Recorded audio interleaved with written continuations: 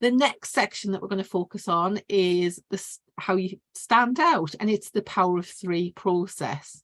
In fact, there are three parts to the power of three process, and anybody that knows me well, oh, I love threes. I could talk about threes all day, but we're going to give you a little example of why threes are important, and it's to do with composition. So there's part one is the power of three in design and display. Then there's the rule of thirds in art and photography. And lastly, we're going to look at the triple impact, how you can use threes in writing and storytelling. So why are threes important? Well, again, there's lots of research on this. I'm going to break it down to a simple message here. One, actually, I'm going to kind of move myself across. One is a dot. Two, with two you can make a straight line, but three is the first number that actually forms a shape. And guess what shape it forms? Here we go, the triangles. Threes and triangles are obviously interlinked, and I love both in design display. And that's the kind of thing, displays and triangles, when you've seen it, when you know it, it can't be unseen. So really sorry, you're going to walk around town, you're going to walk around the Metrocentre going, there's threes there, there's a triangle over there. You're going to see them everywhere. The power of three, when you start looking at the way that people display their products, you can see here some of these techniques about repetition as well, where they've used the same thing. Or it may be that it's what I would call the Goldilocks effect. You know, how she had, like, one was like, was it too hot, too cold, and just right, that kind of thing with the porridge, you know, or the beds was too soft, too hard, and just right. It's that thing about putting three things together. So it might be three identical things with repetition, or it might be like small, medium, large, or three different types of things. When you are selling stuff, they often say that it's actually good to have three choices, so not to overwhelm people because of comparisons. So actually what you often want people to buy is the thing in the middle. But what you're doing is you're giving them choice one and you're giving them choice three as a comparison to choice two. So it might be if you're going to bundle something up, it's like, well, it's this price for one, it's this price if you bundle it together, or it's this price. And then what people are doing are comparing and thinking, well, actually, you know, rather than buy one, I might as well buy the other thing. And it might be that, you know, often with it, when it is bundled up, it is three items, you know, it could be buy one, get one free, that thing, or it might be buy two, get the third one free, or it might be that there's a discount. So there's lots of reasons for using the power of three. And looking at this project, looking at hanging by a thread. So you can see triangles have worked in this display. You can also see how she has used a lot of the principles. Now, if I asked you what kind of products, the category products that she's got there, who would you say that she is aiming these products at? What would you say the categories were? What do you see? It's like that game, isn't it? See what you see. Would you say that there's three categories in here? Because the display is fantastic. So she's got a really, Freddie's got such an artistic eye, you know, she's great. This is when I walked in and his setup was there, I was like, wow, that's fabulous. Should use some of these principles. You know, the less is more was one that we ended up talking about, because what she did say to us was, well, actually, I've got that necklace, but I've got it in pink and purple, and so I need to put all of this stuff out on my stand. And it was like, well, actually, you don't, because that's a conversation starter. So if you've got boxes underneath and you know what product you've got, remember I talk about the hero product. I remember I talk about you being the curator as well. If somebody has got a red coat on and they're looking at your product and they're looking at one particular item and you know that you've got that in red, you might say to them, by the way, I've got them in different colours. That one comes in red. They'll then almost think like, they've read my mind. That's my favourite colour. You know, it can be a conversation starter, not having everything out there, but being able to talk about other items. So you can take stuff away. Grouping. So here we grouped it differently. So back to the power of 3. I'm going to move this on and then come back. She's actually got 3 parts to her business. Her tagline is hanging by a thread for him, for her, and for the home. When you go back to this first display, can you see anything on there for him? Because it's hidden away. Could you in fact see in there stuff for the home? Well, yeah, but it's probably not the thing that you're drawn towards, first of all. Even if you did see those things, you might then wonder, well, what are they? How would you use them? So when we grouped them, when we started to categorize them, we put them into 3 different displays. And now you can probably start seeing some of these pyramids and triangles happening. So when we go for him, you've got a triangle there, for her, and then for the home, you've got kind of 3 triangles within that. And then it forms one big triangle. What we've also done is there is some repetition there because we've grouped them, you know, so all the bracelets are together and the necklaces are together. And then, as I say, the focal points, we've grouped them. So you've got the overall triangle, but you've got individual focal points for people that are looking for different things. And then the other thing that we added here was some props, because they help reinforce the story and the reasons behind it. So for example, when you go back, to this one, some of those mug things, you might think, well, what are they? I'm not quite sure what they would be used for. You might think, well, actually, if you put a drink in there, surely if you poured a drink in it, it would flow through. Well, actually, it can be used as a cooler for a drink, or it can be used as a pen pot, that kind of thing. So you've got lots of different reasons that you can use those things for. But what you're doing is you're trying to help your customer connect those dots. You might know that your products could be used for this, that, and the other, or what the main reason for the product to be used. But if you don't show it in that way, your customers don't always connect the dots. So connecting the dots for your customer and showing them how these products can be used is really important. And you can see here the power of 3 for him, for her, and for the home. And then that moved on to when she went on to Not on the High Street, actually having, you can see the logo there, hanging by a thread, for him, for her, for the home. Not on the High Street, Freddie tells me, when she went to them with her products, they had a lot of jewellery, they had a lot of home items, but when they saw that she had a lot of male-orientated products, they were like, oh wow, yeah, we definitely want to feature those, because that's a category that can be quite difficult to buy for. And Freddie's solved that problem. So she's taken recycled rope and paracord and then made them into products. Now when you start looking at this page as well online and the images, you can start seeing also how it's got 3 different images on that. It's being categorized into 3 columns. Also, you have got the sort by. So that's when you can categorize it and reduce it down. So you can see now that when you're looking on websites, you're using these visual marketing principles in different ways.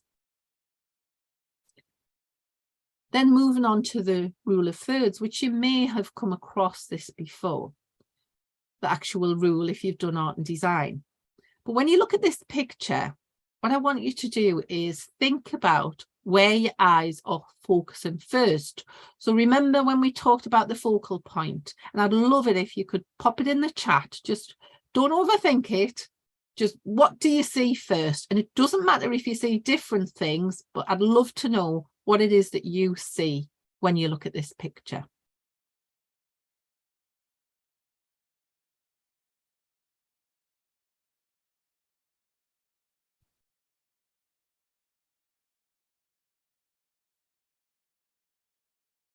So what's the thing that your eye is drawn towards?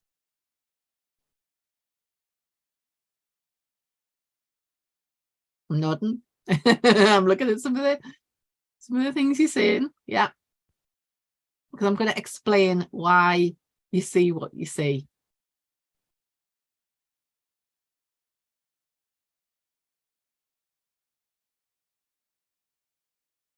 Okay. So I made a prediction.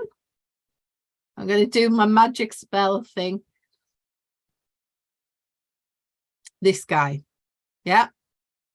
So a lot of people see this guy first. And in the chat it says, see the chef first because of contrast. See the chef, the eyes are drawn towards it, drawn up to the tree. One of the reasons that you see this guy first is there's a lot of reasons behind it. And I'm going to explain each of them. The main thing is he's on that rule of thirds point. So the rule of thirds is 2 parallel lines equally distant and 2 horizontal lines equally distant. And it may be if you've done art or photography that you go, oh yeah, I learned this way back when about the rule of thirds. I obviously, when I was teaching this stuff, I just went into my file, you know, and got out some photographs of things that I'd done previously when I did the Christmas displays. And then I realized when I put the grid on it, I was like, wow, I actually shocked myself that he was bang on those lines. I probably shouldn't be surprised because I naturally know some of this stuff, you know, and visually I just compose pictures like this naturally. The reason behind it, though, is, as I say, with him, it's because he's on those lines. But there's other reasons behind why the focal point is drawn towards him. One of them being that as humans, we will naturally look at another person first, or a child, or sometimes it can be the dog, the puppy dog, the cat will get drawn towards people. So we will look at people. So yes, he might be an animated character. The other reason, as well as the fact that he's on that kind of intersection between the rule of thirds, is it's because he's a character. So I say to people, if you, for example, if you have got jewelry that you sell, sometimes it's a good idea to take a picture where you just see it kind of from the mouth down, you know, you focus in on the jewelry, because if you see the full picture of the person, it might be that you start looking at them and you start thinking, oh, that's nice colour lipstick, or oh, I like her hair, or something like that. You know, your mind gets distracted because you're looking at the person rather than focusing in on the product. So the rule of thirds, these are kind of like really powerful points that we look at. There's other things that are in play. Some people see the red bauble first. And it can be because red stands out as a colour. Some people see the white lines of snow. Well, they kind of almost follow the lines, you know, the cut across the rule of thirds, but it's also that kind of repetition. There's 3 lines of snow going up. You can see that mountain, the Santa's Grotto, is actually a triangle. Christmas trees are triangles as well. Some people see they're actually air conditioning units at the top there. Again, there's 3 of them and they're along that line. Other people that can be just wandering down that mall, they're off down that mall and shopping. That's to do with, there is a rule in photography called leading lines. So that, you know, the leading lines there are going to take you down that mall. So people will see different things, but knowing how and why they view things is really important. So that's about the rule of thirds. And on your phone, you've actually got settings. If you've got an iPhone, this shows you where you can find those settings, but I believe all phones have these settings, sometimes again hidden in plain sight, where you can put a grid on. Often when you are editing photographs, if you do that on your phone, the grid will come up automatically so you can straighten pictures. So have a play about with this later. Start using the rule of thirds and grids on your phones to see what happens when you move things around. So for example, this picture of St. Mary's Lighthouse, I took that with different angles. Now, what I should have done, actually, that middle one looks a little bit wonky. I think it's because of the skyline, but it is interesting. For me, if somebody takes a picture, especially of the sea, because of course water is always flat, you know, if there's a picture of the sea, unless the angle's meant to be, you know, at a funny angle on purpose, I feel like I want to straighten it, because, you know, you expect the sea to be horizontal. You can see here the rule of thirds have come to play. And I've moved it around different places and you get different effects. So for some of it, the water is the thing that's kind of the most predominant. For other things, it's to do with the sky, or it might be to do with the lighthouse. So can you see how you get different perspectives? And it's not that any one of these is right or wrong. It's just, what do you want to highlight? What do you want people to focus in on? There is a guy, a film producer, Wes Anderson. A lot of his movies, so he's got things like The Fantastic Mr. Fox. I think he did, what's called, is it The Budapest Hotel one? I don't like Wes Anderson films. They're just like, oh, they really annoy me. It's like that wonky picture on the wall. Even talking about it, I feel like, he uses a lot of pictures where the image is bang in the middle. A lot of his characters, he puts them bang in the middle of the picture. And that for me, it's just like, it's enough. I'm getting set off here. I just can't watch his movies. And I've realized that's why, because he likes to center his characters.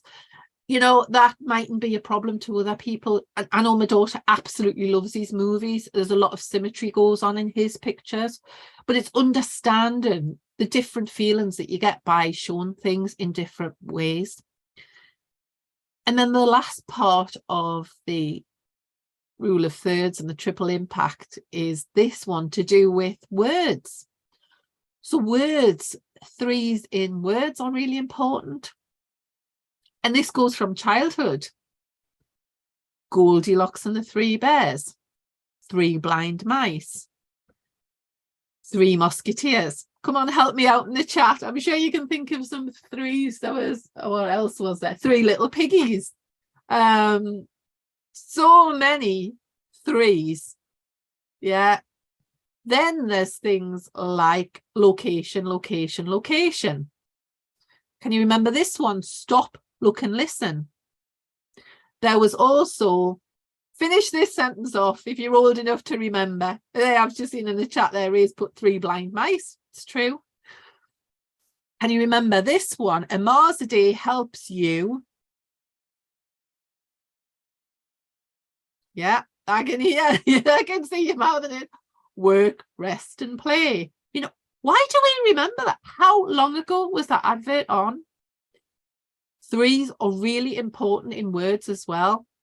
Even in jokes, an Englishman, an Irishman and a Scotsman. Yeah. ABC, 1, 2, 3, before, during, after. So yeah, I'm going to stop there. So I could go on and on forever with this. We could have a full day worth of threes. I think you get my point. I'm going to also illustrate it by this point. So what's missing? If I said blood, sweat, what comes next? And if you pop that in the chat, blood, sweat. Do you know that saying?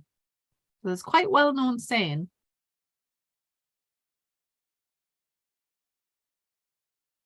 Yeah, tears. I'm seeing that in the chat.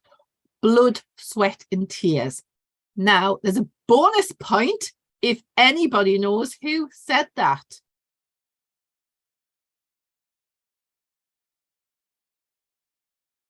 What if I said the clues were hidden in plain sight?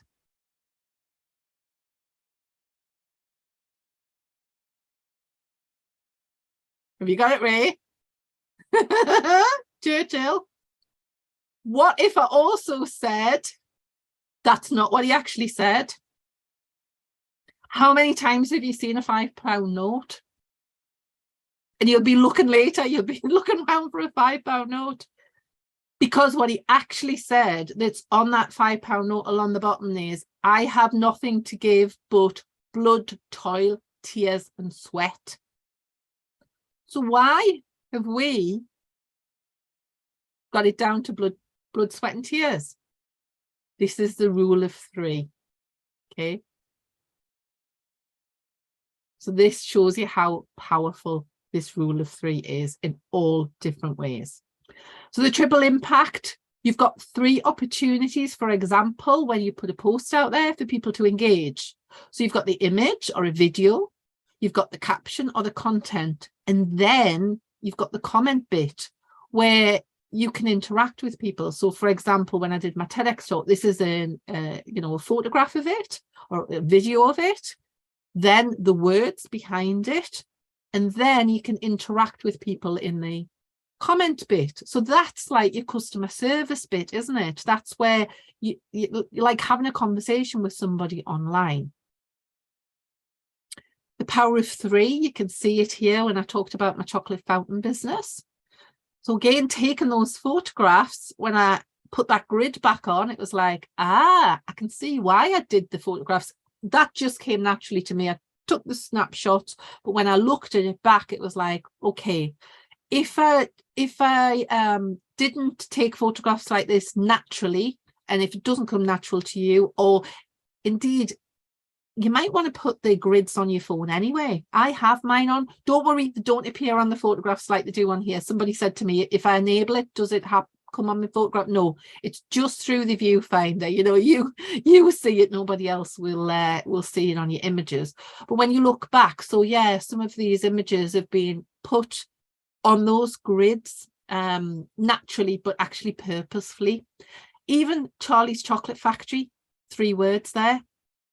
You know, the power of 3, the rules of thirds, triple impact comes into play a lot in everything that I do.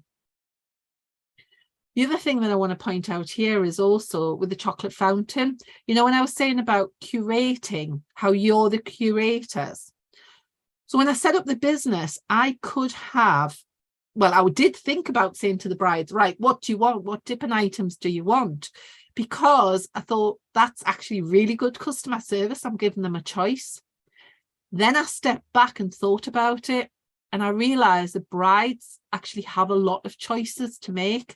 And if I said to them, okay, which chocolate fountain do you want? Do you want the large one? Do you want the small one? What kind of chocolate do you want? And which dipping items? And give them a whole list, or in fact just said to them, what do you want? They would have been overwhelmed. Also, it would have caused me problems. So I thought initially that would be good customer service, saying to them, you can have whatever you want. However, how do they know? Have they ever experienced a chocolate fountain before? Would they have to ask their fiance? Would they have to ask, you know, the mother-in-law? Would they have to ask the guests? How long would that have taken for me to have got that answer from them? And then every time I packed my bags to do this display, to turn up at an event, I would have had to think, what does this bride want? And then go through the checklist and all of that. Instead, what I did was I knew what were the most popular items were, a bit like the hero product. Strawberries was the top one, profiteroles next, and then marshmallows. So they were like my hero items. And then for some people love Turkish delight. It's a kind of Marmite thing.